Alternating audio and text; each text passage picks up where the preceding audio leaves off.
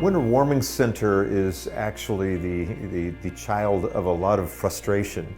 A lot of frustration for many years of wanting to find a way to provide some shelter for some of our most vulnerable people. And a lot of different projects just haven't panned out by a lot of different people for a number of reasons.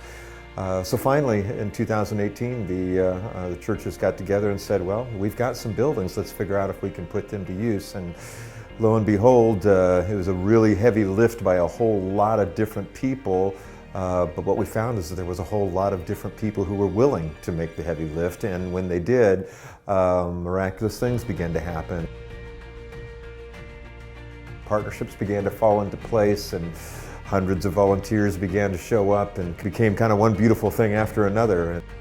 You could measure the winter warming sitters in how many people were out of the cold, sure, and that's significant, getting people out of the elements.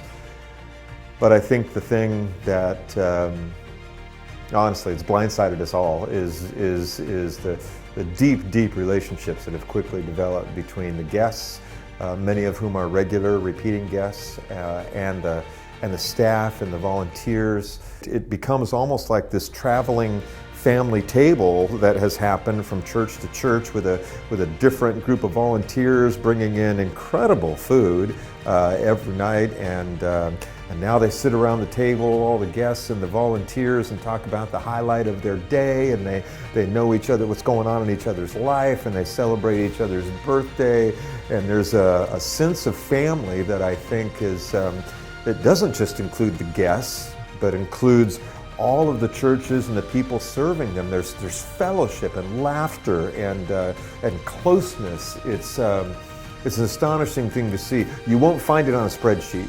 You got to go sit at the table with them to really understand God's presence in that midst and how powerful it is.